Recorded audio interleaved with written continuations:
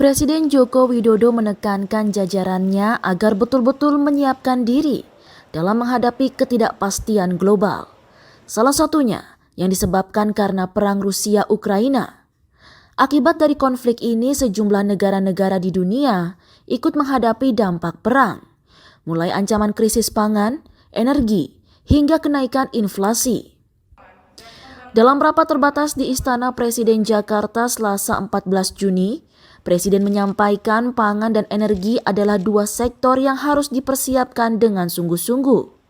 Sebab menurutnya Indonesia memiliki banyak lahan pertanian yang luas, namun belum banyak yang dimanfaatkan secara maksimal dan belum produktif.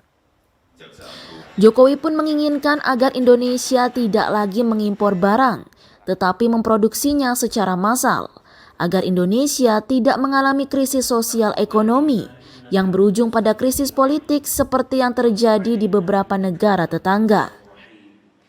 Yang kedua, bisa membangkitkan pertumbuhan ekonomi dalam negeri. Yang ketiga, memang efisien. Ya, harus. Jangan sampai kita ini memiliki APBN 2.714 triliun, memiliki APBD 1.197 triliun, belinya produk impor.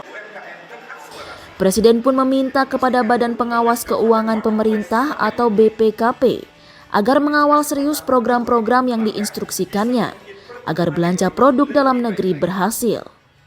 Dari Jakarta, Afra Augesti, Nabila Karisti, Kantor Berita Antara mewartakan.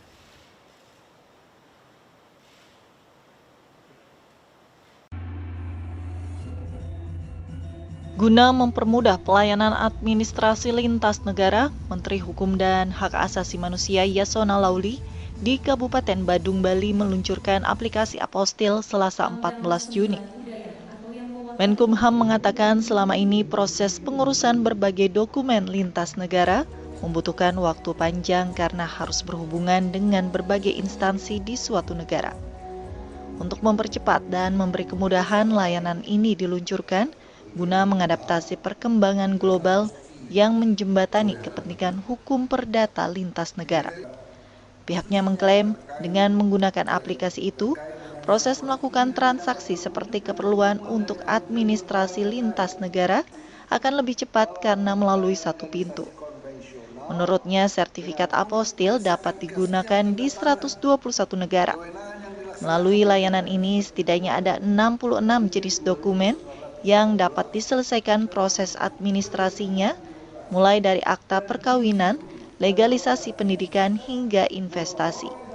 Kita harus siapkan kanwil. Kita nanti kita buat pilot project ke-5 kanwil daerah. Tadi termasuk. Nanti kita lihat. Ya, karena itu kan kertas itu tidak sembarang pakai hologram. Jangan nanti kita kasih menjadi alat pemalsuan. Jadi kita harus memang pakai QR code, tetapi tetap kita harus jaga supaya nama baik kita baik. Ya, saya kira ini mempercepat kemudahan bisnis. Ia menambahkan kehadiran layanan apostil sebagai langkah awal Indonesia mengkaji bentuk konvensi. Pihaknya pun berharap kementerian dan lembaga dapat mengirimkan dokumen yang perlu dimasukkan ke dalam layanan apostil. Dari Badung, Bali, Pandey Yuda, Kantor Berita Antara mewartakan.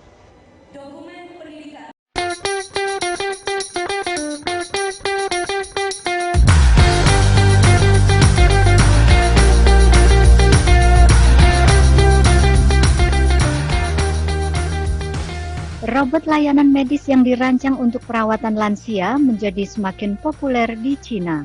Dengan hanya beberapa klik sederhana pada perangkat pintar, masyarakat dapat memesan robot perawatan lansia dan dikirim ke depan pintu mereka dalam waktu beberapa hari.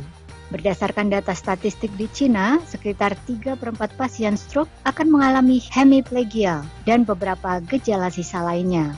Guna membantu rehabilitasi orang-orang tersebut, pembuat robot terkemuka Cina, Chaiyishan, meluncurkan serangkaian produk baru yang dapat dengan mudah digunakan dalam kehidupan sehari-hari.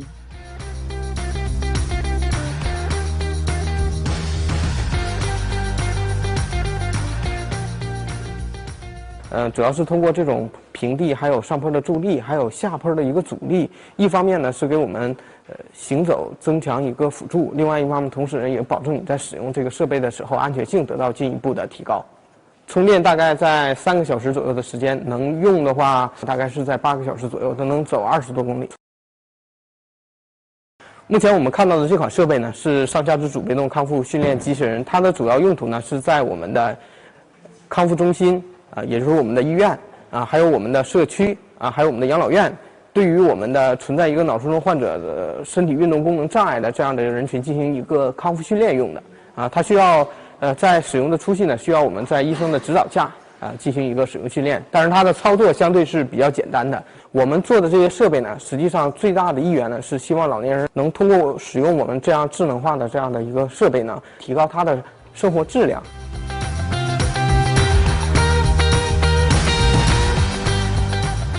Koresponden Kantor Berita Xinhua melaporkan dari Shenyang, China.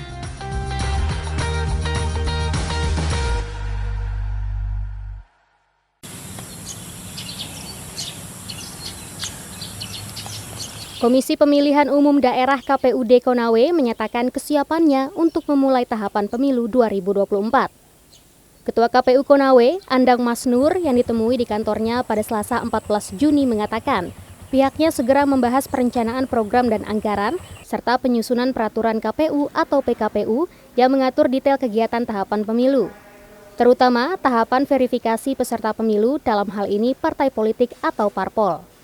Untuk itu, KPU Konawe mengimbau kepada semua partai politik calon peserta pemilu 2024 agar segera menyiapkan seluruh kelengkapan berkas seperti kepengurusan dan kantor atau sekretariat parpol.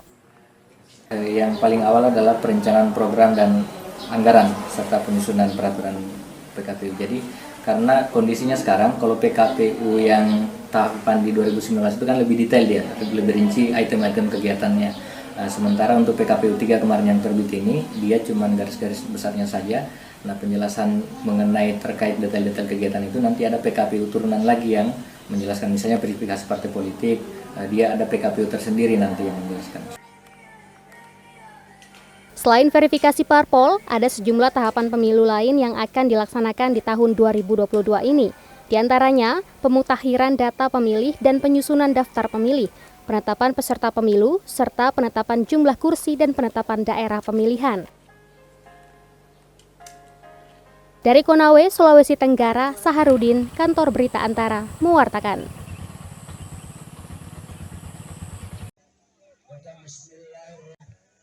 Musim haji telah tiba.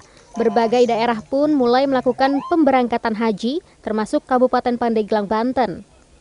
Pendopo Pandeglang pun Selasa 14 Juni dipadati oleh warga yang ingin ikut melepas anggota keluarganya pergi menunaikan rukun Islam kelima ini. Dalam kesempatan tersebut, Bupati Pandeglang, Irna Narulita, mendoakan seluruh jamaah calon haji agar diberikan kelancaran dan kesehatan dalam menunaikan ibadah haji. Ia mengatakan dalam menunaikan ibadah haji ini, tentu saja baik fisik maupun mental harus betul-betul dipersiapkan.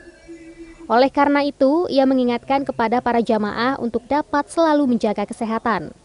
Tak lupa, Bupati Pandeglang juga mengimbau kepada para jamaah agar mematuhi protokol kesehatan yang telah ditentukan oleh pemerintah Arab Saudi.